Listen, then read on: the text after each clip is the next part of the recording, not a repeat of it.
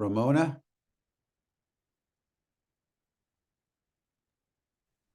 Oh, morning, everybody, or good evening for some of you. I'm so glad to be here. Sorry I missed Kalen's production that he did last time, and I really appreciated seeing it after the fact. I would like to say, I'm grateful to be here, and that if these words could be blessed so that we could get a good understanding of what is going to be expressed today by the different panelists and the celebration as well. I also, wanted to say that amongst most native culture, they talk about people as medicine, and we're all medicine to one another. And right now, we have this very big medicine that we're having to take in, and it is a medicine that's having us to feel very deeply. It's making us rethink ourselves. And, I would like the Great Spirit, the Great Mystery, to bless us at this time as we're taking in this big medicine. And we had a big medicine with this COVID. Over 7 million people died. And through that medicine, we all got this blessing to be together in this community. That's how this community came about. This virtual community that we're a part of right now, each and every one of us that are here today, is through that medicine that came through the COVID. And I would like to say, that we're here because the Great Spirit brought us together, and we deserve to feel the light and the love and the beauty that is all around us. We also, deserve to feel our hearts breaking. We also, deserve to feel that too. It is not separate one from the other. And I know the Great Spirit made it that way for us, each and every one of us. And right now, today, there's someone in front of you who could need some help. And it could be a family member, it could be a stranger, it could be someone far away. And I ask the Great Spirit that we could open our hearts and soften ourselves in that way to recognize what is right there in front of us that might need some help, a human being, not to harden our hearts. I think that's part of this great medicine that the Great Spirit is giving us at this time. In this way, Great Spirit, I ask that you bless these words. I ask that you make it sacred. And in this way, we can be blessed and we can be holy, and we can move forward too, doing the things that we need to do for ourselves, for our community, for mourning the loss of life, of children, of unborn, of the newborn, of the grandmothers, of the grandfathers, of the mothers and fathers, of whole bloodlines, at this time, wherever this war is going on this earth, we send our light, we send our love to it, and we send our support too in different ways, the ways that we are doing, each one of us in this community. So I thank you here for bringing us together and for allowing me to make this expression here at this time. And I say this to you through all my relations. Aho.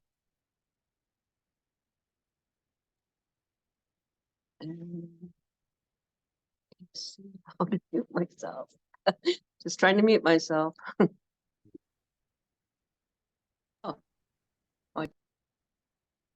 Thank you, Ramona. Hello, everybody. I'm Jim Garrison. I want to welcome you to this December convening of our Chartres community as we approach the holy days and the holidays at the end of the year, and also as we prepare ourselves for our next pilgrimage to Teotihuacán at the solstice of 2024. We have a full program today. We want to begin by celebrating Margot Borden and then I will say a few words about the UAP Disclosure Act that is working its way through Congress. Then we'll hear from Annine and Heather Ash, and then we'll close out our program. So we may go a little bit longer than an hour today, but it's such a extraordinarily beautiful time of the year. It's a sacred time of the year. So our Chartres community, as we meet month by month and year by year, as Ramona was just reminding us, we're deeply grounded in the telluric energies of Mother Earth, and we're deeply respectful for the memories that carry us, that come from our ancestors. About a month ago, Margot put in the WhatsApp chat an extraordinarily successful seminar and workshop that she did, and we were all celebrating her great triumph and acknowledging her mastery of her art. And so we thought it would be good to just pause to celebrate one of our own, someone who really distinguished herself in our last pilgrimage in Chartres. And then when we went down as a secondary group into the Paleolithic caves of the Dordogne, Margot was a faculty in both of those. And all of us who know Margot knows that she's one of the most warm-hearted and extraordinary people in our community.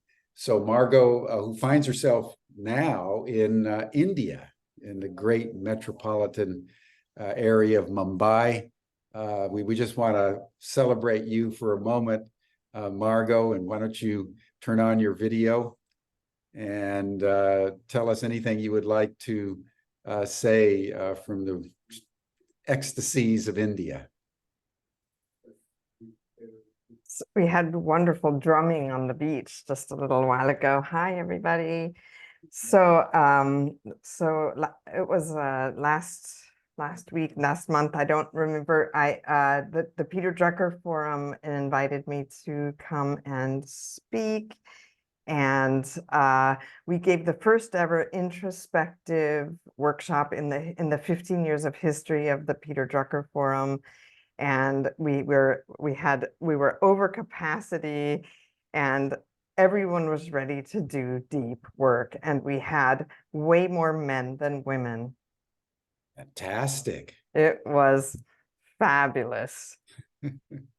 So it's times are changing, and you know, everybody that I mentioned the fact that times are changing too agrees with me across the board. Business people, you know, people in all walks of life. I just see so many people ready, receptive to waking up to new paradigms. Well, thank you, Margot. It's a Thank you. miraculous achievement to have more men than women. That's almost unheard of for any kind of insight or wisdom gathering. So thank you and well done. Well done. Thank you. Love to you all. So before I turn it over to Banafsheh, who will guide the rest of the program, I wanted to take a moment, everyone, to give you all an update on what's happening here in Washington, D.C. I'm talking to you from my little apartment right by the U.S. Capitol. I'm around the corner from the Cannon House office building, where the House of Representatives have many of their offices. And on the other side of the Capitol is the Senate, and that's where my office is. So I walk to work right by the Supreme Court and across the street from the U.S. Capitol. So I'm right at the epicenter of the U.S. government, literally. And we've been working, as you all know, on the passage of the UAP Disclosure Act. The UAP meaning unidentified anomalous phenomena, which most of us know as UFOs, but which the US government has renamed to provide a more inclusive term for not only aerial phenomena, but what they call USOs, unidentified submerged objects, and other kinds of objects. And it's been nip and tuck for several months. We were initially optimistic, then we became very pessimistic as the forces of the military-industrial complex arrayed themselves against us. We sent out an urgent call to action that many of you responded to, and right at the last minute, literally last week, Senator Rubio from Florida and Senator Schumer from New York, along with several others, in an extraordinary bipartisan way in both the Senate and the House. They found their backbone, and they managed to stop the elimination of the UAP Disclosure Act from the National Defense Authorization Act and saved the bill. It was stripped of any real executive force, but that's insignificant in comparison to what we've achieved. And that is that probably next Monday or Tuesday, within 24 or 48 hours, the House of Representatives will finalize the bill. It was negotiated between both houses. It was passed by the Senate. Now it has to be passed by the House, and that's expected to take place very, very shortly. And then it'll be sent to President Biden for his signature. And the act states that the U.S. government is going to begin a process of gathering all the information that U.S. governmental agencies and contracting corporations have gathered over the last nearly 80 years since the end of the Second World War, related to UFOs and what they call extraterrestrial biologic entities, EBINs. So they have ET bodies and ET craft, and turn all that information over to the National Archives of the Library of Congress, and then 3 committees in the Senate and 3 committees in the House. The oversight, armed services, and intelligence committees will come together to oversee the process of disclosure. It'll be messy.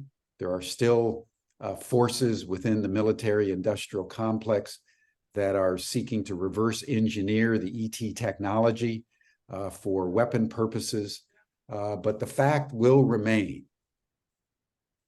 that unless there's a major upset in the House of Representatives tomorrow or Tuesday, we will get the passage of the Unidentified Anomalous Phenomena Disclosure Amendment to this defense authorization bill.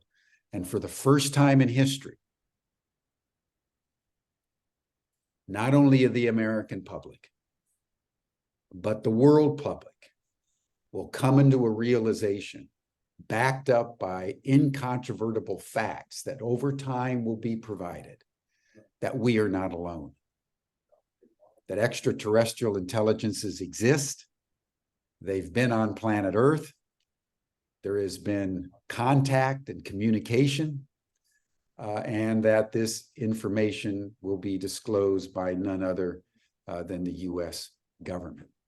So it's an extraordinary moment, and we're going to be planning a special session on Humanity Rising on or about the 20th of December, when it's expected that President Biden will sign the bill, because this is, in my mind, the most important piece of legislation in human history.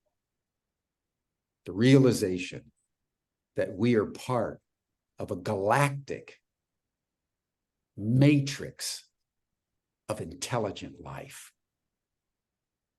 an extraordinary thing. And I have been calling it the second coming of fire. The first coming of fire came about 1 million years ago when the ancestors of humans discovered the use of fire. And with the human application of the magical power of fire, we have created everything in our civilization. And now we come to the second coming of fire, where we're being provided the awareness that it's an opportunity for all of us to look up and to take our place within a larger cosmic scheme of things that is teeming with life, teeming with intelligence, and using advanced technologies that will radically transform human society and life on planet Earth. So it's a very exciting time. Thank you for all of your support.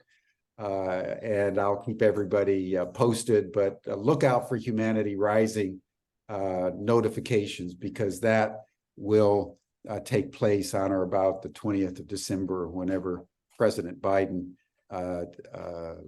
signs this extraordinarily historic bill into law. It's my great pleasure now to introduce my very good friend and colleague, Banafsheh Sayad, who's been a core member of our faculty for many, many years and has graced us with her beauty and dance and leadership as the Chartres community evolves, now almost 20 years strong, as we continue to pay reverence year by year in sacred pilgrimage to Chartres. Although, as you all know, since the Olympics are going to be in Paris and in Chartres, right at about the time we would be gathering, we've chosen on this occasion to go to Teotihuacán. So Banafsheh, thank you so much for who you are and what you've done as the co-director of the Chartres Academy, and I turn the rest of the program over to you. Thank you, Jim. Hello, everyone. I want to congratulate you, Jim, and congratulate all of us for this update you gave us. I want to congratulate Margot and thank Ramona for her beautiful opening invocation. I have the great pleasure, everyone, to introduce to you now our next presenter, who is Dr. Annine van der Meer. Annine is a historian, theologian, and expert on symbolism. She is the author of 19 books in Dutch, English, French, and German, including key works on the hidden history of the sacred feminine, on women, goddess studies, as well as old and modern egalitarian societies of peace. If you were with us in Chartres in July of this year, you will remember her beautiful, moving devotional transmission at the foot of the Black Madonna. Annine is going to speak to us today. She will present on Mary Magdalene, or Maryam de Magdala, and how she, through her unconditional love, was able to not only withstand all the discrimination that she received in her time, but also to become a tower and be a model for the rest of us throughout time. This is very key in these times that we are experiencing so much division. So I would like to turn over the call to you, Annine, for your presentation. Thank you. Thank you, Banafsheh. Do I have to start my video? Yes, please. Because to see your beautiful face. yeah, the host stopped it, so probably your technical man can help. Yes, Geo, can you help us? Because I cannot start my video because the host stopped it. The message says. Jim, Georg, can you help us, please? I'm working it. I'm trying to find how. Let me see here. I'll give me a minute here. Well, I will start anyway. Yes. Yes, please. Because I was very inspired. There we go. Yeah. Okay. There we are. Yeah. There we go. There she so is. So happy to see you. So Jim, you really inspired me by taking this example of the disclosure of fire, because this is this, you called it the second disclosure of fire. Well, fire is light and fire is spirit, and we are going to enter a new era of spirit and light, of intelligent life. I am convinced about this. So we need to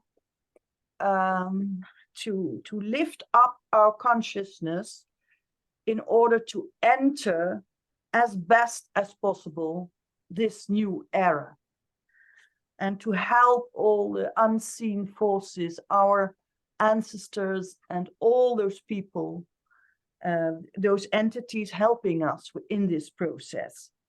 And in my opinion, Mary Magdalene is a major example, because when you look at the world at this moment, it's very dreadful and very worrying. It's division everywhere. Well, don't need to explain because you all know, and some of us are frightened. But no, please be aware that she, in her time, had all the reason to be very frightened and to be very fearful, even for her own life. But she continued, and she brought this message of fire and light into the West. She brought it into France, into England, then it went further west.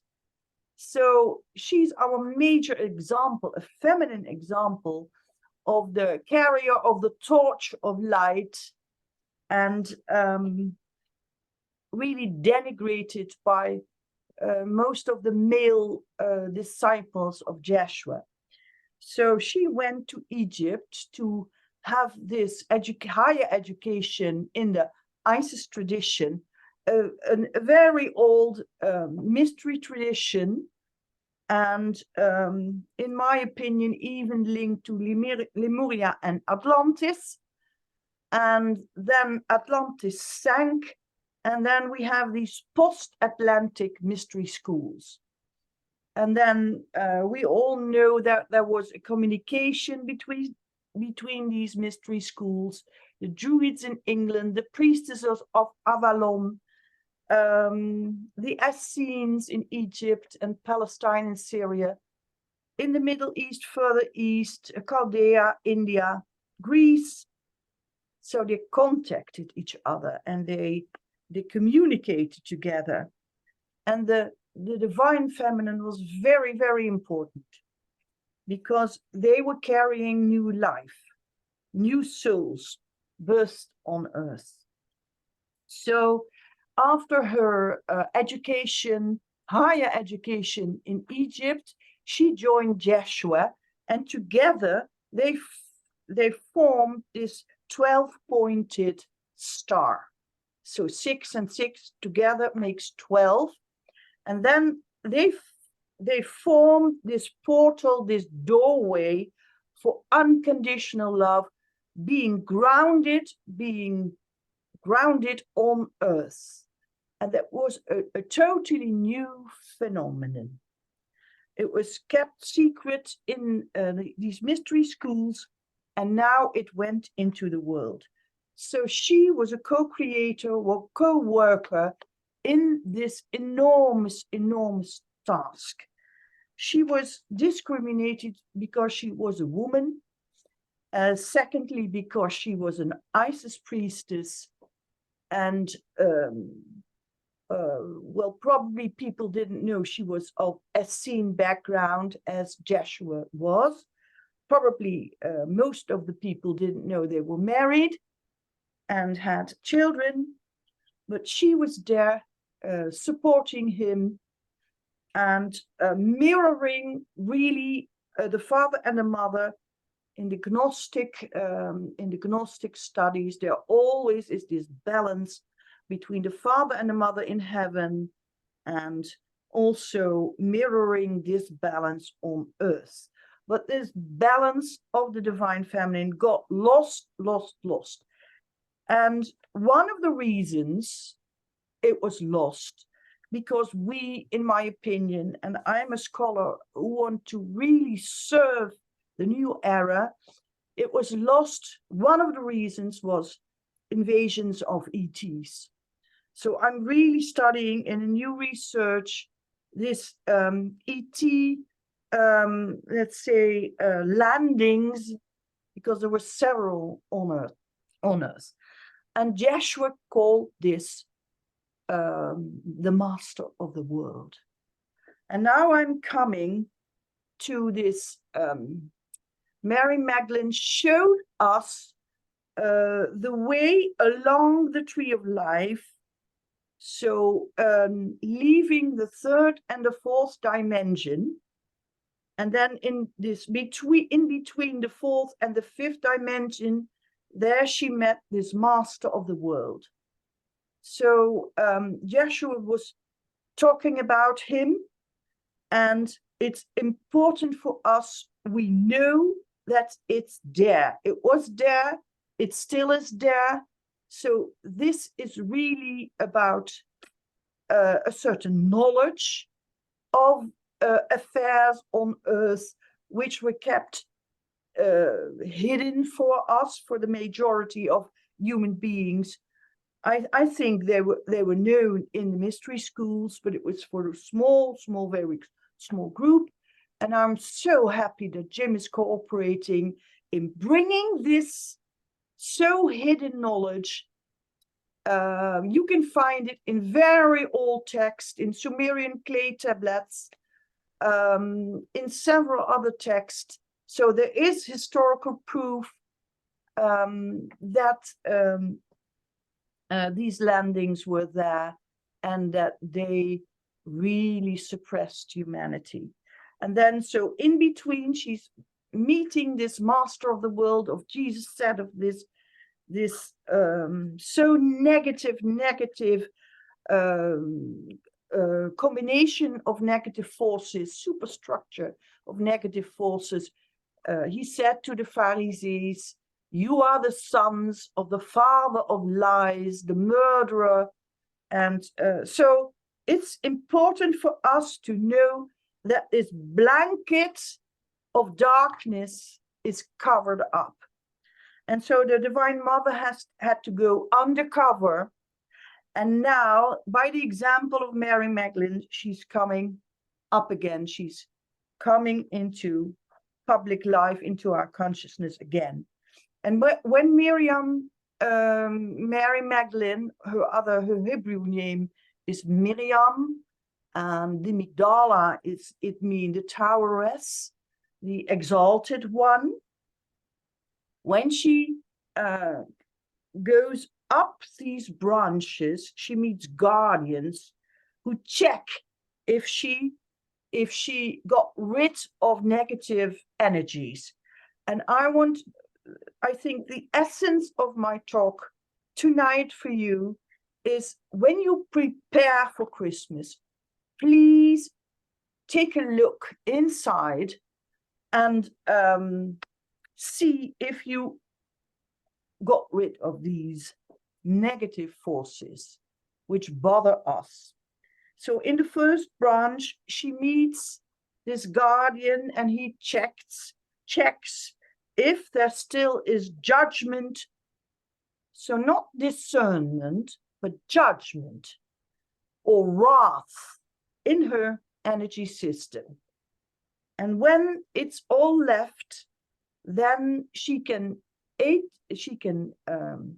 taste the fruit of love and compassion. And then this gospel of her, the gospel of the beloved companion, which was given back to humanity in 2010. And there you can find this Ascension movement of Mary Magdalene. So love and compassion are the foundation of the universe. That's literally written there. Love and compassion, the foundation of the universe. So everything what is not love and compassion doesn't belong.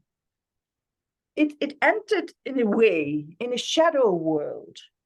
So then she's moving on to the second branch.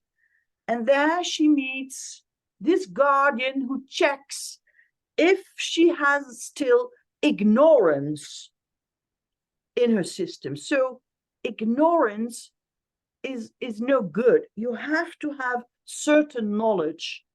And I'm so happy that the very near future will bring us this knowledge.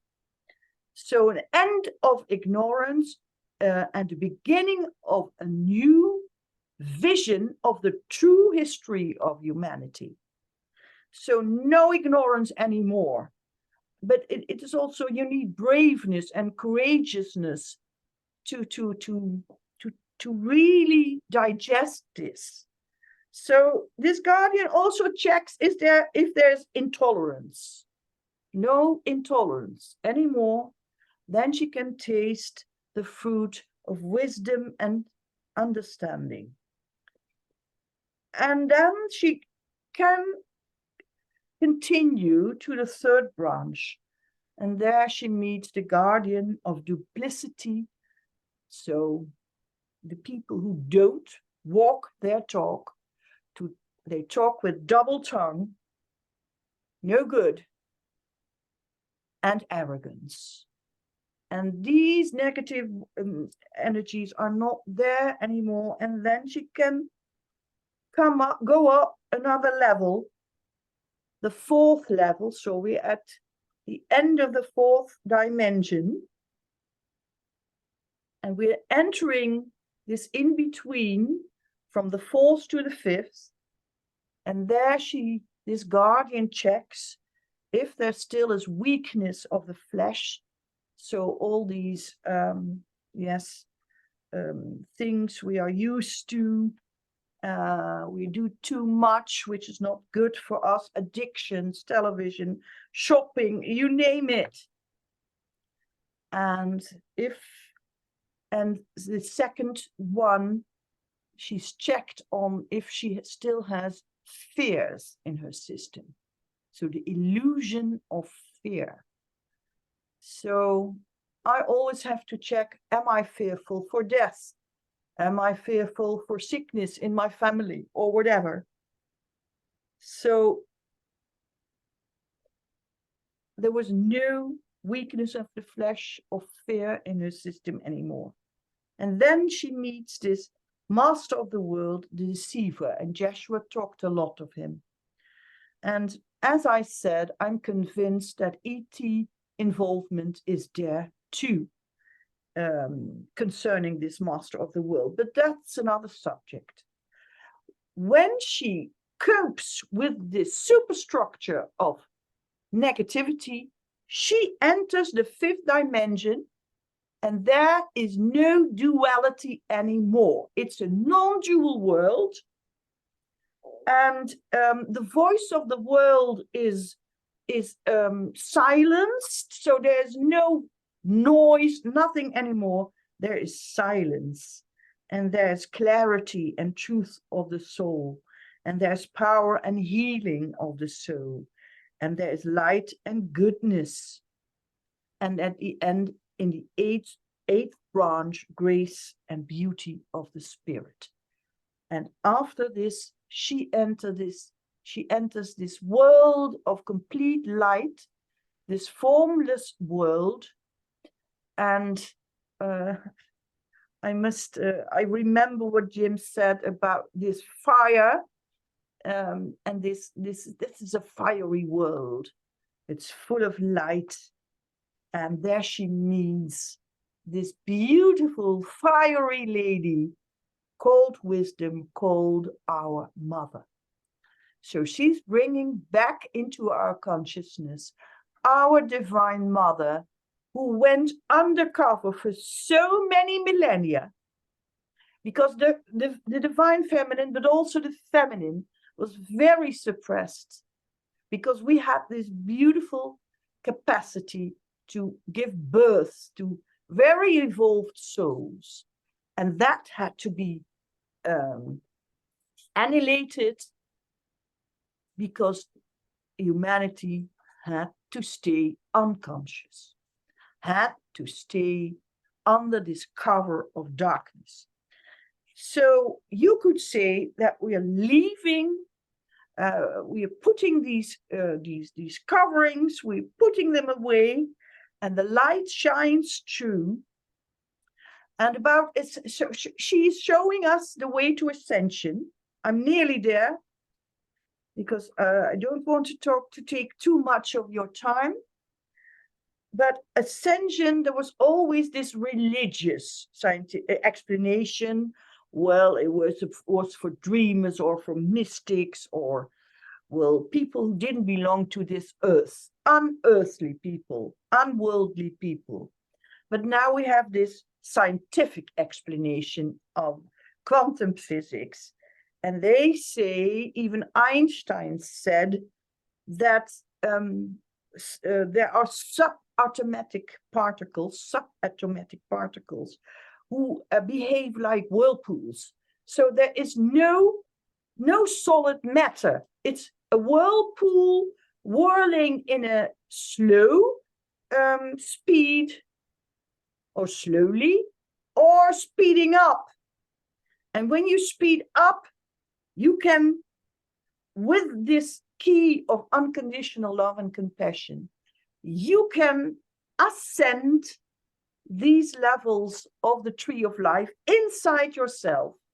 You can have this open heart, this non-judgmental attitude above the dualities, discerning and knowing and understanding, but still not choosing parties, because you understand the process. And then we reach, with this minority who really understand, we reach these higher frequencies who belong to a new era. And when a minority reaches this, the majority can follow. We can take the rest with us. So the key of this whole process of ascension of humanity at this moment is unconditional love and compassion. That is my Christmas message. And the significance of Mary Magdalene is that she showed us this way of the opened heart. She didn't pray or ask, but she resonated with the higher dimensions. So she gave us 5 means or techniques helping us ascending along our tree of life. So resonating with the higher dimensions, forgiving, second one, giving service, serving life, giving thanks, being grateful for everything that happens, because providence is guiding us, and surrender and trust, the 5th one, to life. That is the way she showed us, the way of ascension. And I think this is the way of the opened heart. This is the essence of the message of Joshua and Miriam together. And we are entering a new era when this really becomes reality. Thank you very much.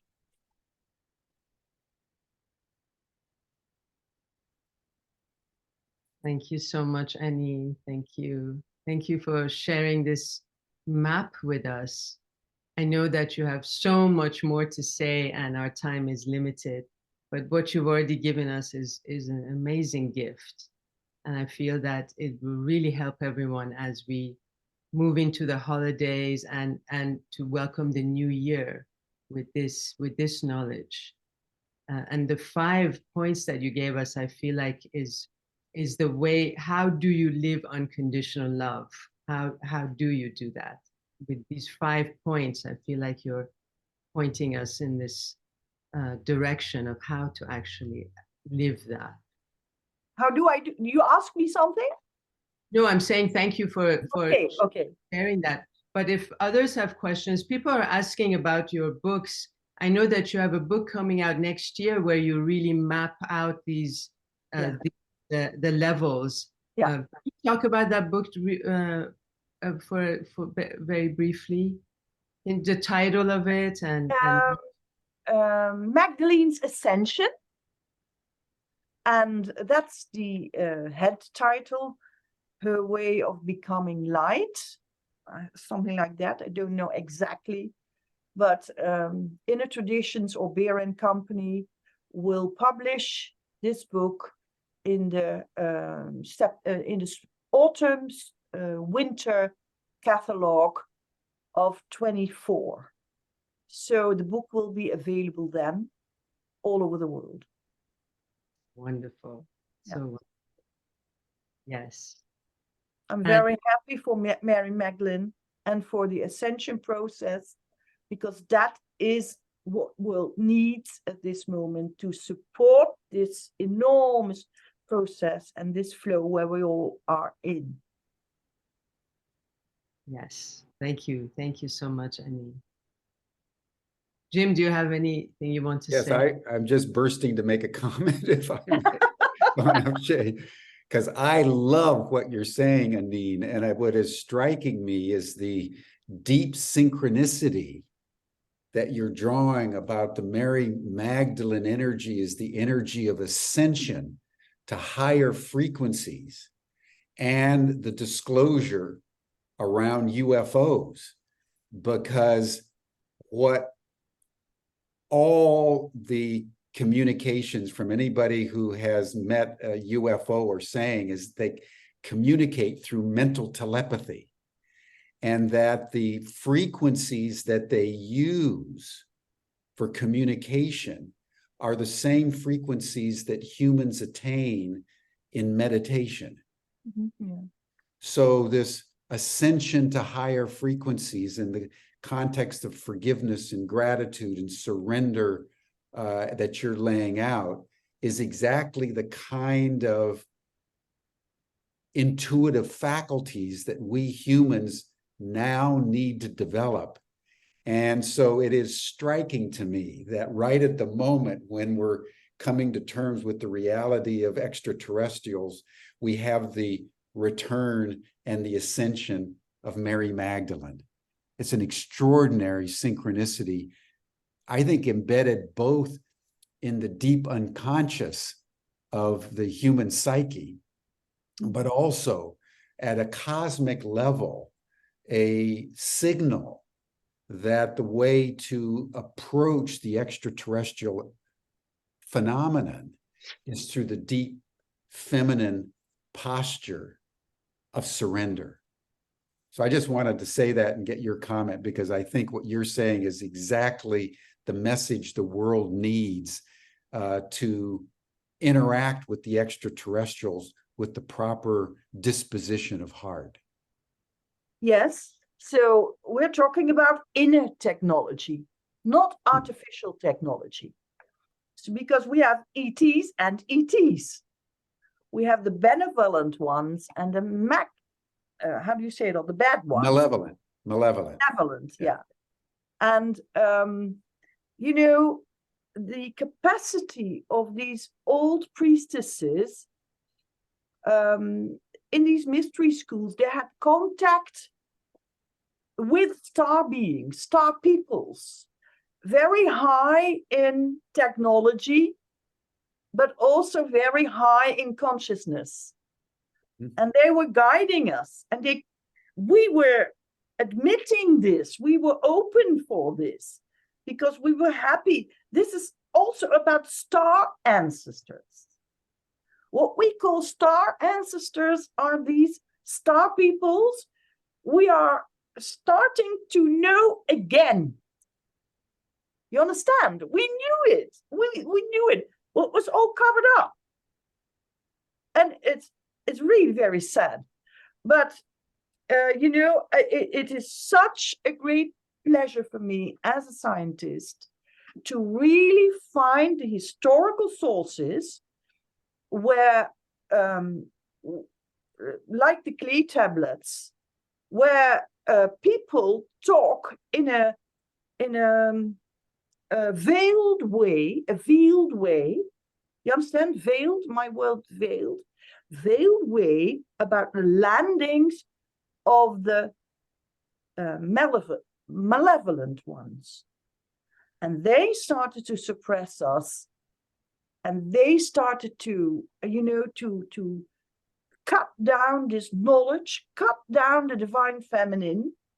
So there is a synchronicity about the rebirthing of the divine feminine and the openness for this ancient knowledge of our star ancestors who were good with us, who were guiding us, and also the knowledge about the malevolent ones who suppressed us and who hurt us as humanity.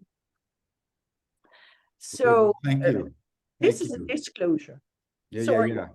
This is really Maybe in the spring we can revisit the situation and have you tell us more. Maybe we go into a real dialogue about all this. It's such rich material, everyone, because this is what's up for humanity now. This is what's up. So anyway, thank you, Banafshe. Thank you. I just want to say that I'm very excited to say that Annine and I are teaming up, and we're going to guide people through these, through the 8 stages that Mary Magdalene has mapped out. We're going to do that in Chartres, everyone, and we'll keep you posted. Thank you, Annine. Thank you so much. You're welcome. Everyone, now I would like to introduce Heather Ash. For those of you who don't know Heather Ash, who I'm sure that no one on this call would be that person. But if you don't know her, she's the author of 9 books, including the bestseller Warrior Goddess Training, The 7 Secrets of Happy and Healthy Relationships with Don Miguel Ruiz Jr., and the upcoming Wild, Willing, and Wise. Heather Ash will be our ceremonial guide when we go to Teotihuacán next year in June for the solstice. So Heather Ash is now in Teotihuacán. She's about to go on a very special pilgrimage. So Heather Ash, will you tell us about the pilgrimage and tell us how you are? Thanks so much, Banafshe. And I love how this connects so much with what Annine is saying as well. So let me share this. So I am currently in Mexico, Teotihuacán, which is where we'll be doing our pilgrimage in June here. Hello. And right now we are in the midst of the feast days for the Our Lady of Guadalupe, who's also Tonantzin, the earth goddess of this land. And at this time, over 11 million people pilgrimage to the center of Mexico City, to the Basilica and the sacred hill of Tepeyac. And I'm with a small group of pilgrims that will be walking on Monday. So we will be traveling from the pyramids here to the Basilica. It's 26 miles, 11 hours of walking. It's one of my favorite things to do. And as Annine was talking about initiation and the ascending levels of consciousness is how I think about it, how we work with that in Teotihuacan here, that we're walking back home to the mother. And I'll just share, I'm going to turn this really quick, if you all can see this. Dun, dun, dun, there's Guadalupe. I'm in my Mexico apartment, and that was a painting painted by my dear friend Emily. And what's so magical right now, and why I'm so excited to be doing Chartres Academy at the Pyramids next year, is that this is a place where the divine feminine is very visibly rising. So in 1531 is when Guadalupe first appeared. And she appeared to Juan Diego, who was people say he was a peasant, but he was actually a priest in his lineage, and was the one that was chosen to have the first visitation of Tonantzin. And Tonantzin was the earth mother of this land. And when she appeared to Juan Diego, she appeared in the form of Mary. And as a way that the colonizers of this land, or the Spanish, could recognize her, but also so the indigenous people of this land can recognize her. So there's this incredible coming together of the wisdom of Tonantzin and her love of her people of Mexico, and the Spanish and the recognition of the Divine Mother in the form of Mary that came together in Guadalupe. And she is so loved and so revered as a manifestation of the Divine Mother that, we see in Mary Magdalene, in Mother Mary, and how much she is beloved, and in Guadalupe as well, and in so many of the other goddesses that are rising. So I love, and I'm so happy to get to be here with you all today. Is I'm carrying prayers to Guadalupe, to the Divine Mother. So I'll share the link. I think I put it in the WhatsApp group, but there's the link if you want to share your prayers, and I'm happy to carry them with me tomorrow. And I always read the prayers when I get to the Basilica in front of the tilma, which is what Juan Diego was wearing. It's a kind of a poncho that he was wearing at the time of the visitation, that Guadalupe gave him the flowers and said, go to the bishop. This is a short version of the story. Go to the bishop and he'll know. And her request was that the bishop build a temple for her at Tepeyac. And when Juan Diego went to the bishop and opened his tilma, the image of Guadalupe was on the tilma. And so that is what is calling everyone. And it's this incredible, all of these beings coming into the heart of the mother, being nourished by the mother, and then going back out. And many, many prayers are being carried. And so I'll carry prayers. Anybody who wants to share your prayers, I'll carry them with me and read them in front of the tilma. And yeah, it's so good. So, and the second piece is around, we are leaving from Teotihuacán, from the pyramids. And in 2003, there was another manifestation of the Divine Mother here.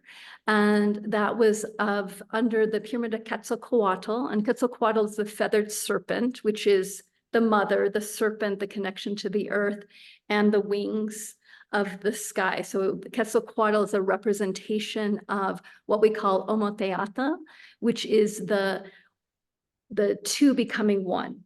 It's the divine being of the masculine, the feminine coming together to become one. So Quetzalcoatl is very linked to this energy of Omoteatl, of duality becoming one.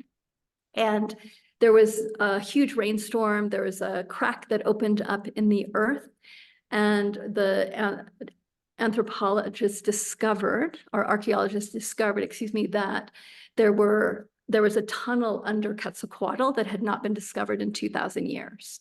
And in the heart of that tunnel were three female figures, three priestesses or shamans that they believe are the ones that actually founded the entire city of Teotihuacán. And those three deities, I believe, for the first time decided it was time to be revealed to the humans. And so we will in June be traveling to visit the pyramid and the energy underneath. And part of my work is linking the energy of the divine feminine as it's rising in Teotihuacán and linking it to the heart of Mexico and Guadalupe / Tonantzin and that line of energy. So I'll be carrying many, many people with me tomorrow as we do that pilgrimage. And the the beauty of that journey in June is also of linking the divine feminine as it's rising in Chartres, and as Annine is talking about so beautiful about Mary Magdalene, and that energy of the West and the divine feminine arising and revealing itself in the West, and linking it here in the Americas with the deep wisdom that is also rising here through the Toltec tradition, which is I am part of. And so there's so much. I'm so excited for our journey. And I know a lot of people have been asking questions on the WhatsApp. And so if you have any questions about that journey or want any more information, please let us know, and just reach out to me on WhatsApp is a good way to connect with me. And we will be doing, actually, Teotihuacán was built specifically for helping people to move through an initiatory process that undoes the veils of illusion and of the places that we're carrying burdens. It helps us to let go of those different levels of consciousness to arise in direct connection with our divinity. The word Teotihuacán means the place where humans become divine. And this is a very ancient initiatory process that we walk through, and that I'm deeply honored to be ceremonially leading us through that process, as long as with having a lot of different guest speakers as well. So just know that you're in my heart as we walk together towards the arising of the divine feminine in the world. And I want to share one poem, not poem, I'd love to share a poem, but I want to share this screenshot really quick. Let's see if I can do it, share, which is, I just discovered this today. I'm like, where has this been? This is by an artist called Nick Phillips. And it is, on the outside, you see Coatlicue, who's one of the oldest grandma deities here, Earth Mother, around Guadalupe, and at her feet is Coatlicue, which is I'm not Coatlicue, there's another goddess who's the moon goddess that you may recognize, that was severed by her son, I think it was. And now we're putting the pieces of the divine feminine back together again with our prayer, with our awareness, with our bodies. So thanks so much, loves. Thank you so much, Heather Ash. That's beautiful. What you shared with us is so beautiful. Blessings on your journey. And thank you for taking so many people's prayers with you. Thank you so much. Ramona, I felt that you had something you wanted to say. You've also unmuted yourself. Oh, no, no, I was just trying to write in the chat. But and I guess I unmuted myself. Thank you. I'm going to ask all the panelists to turn your videos on as we say goodbye, and as we bring the last session, the last call of this year to a close. Thank you. Thank you. Yay. Everyone, happy new year to you. Blessings to you. Happy holidays. Happy solstice. Happy Hanukkah. Happy Merry Christmas. Blessings to you all. Blessings to you all. We will see each other in the new year, and may you carry in your heart everything that Annine shared with us, Heather Ash shared with us, Ramona shared with us, carrying the unconditional love in your heart, and for praying for the rest of the world to also be carriers of unconditional love. Blessings to everyone. Thank you. Blessings, everyone. Bye. Be everything. Thank you, Bon-Appetit. Thank you, everyone. Thank you, Annine, Heather Ash, Ramona, Margot. Wonderful call. Thank you all. See you in January. See you next year.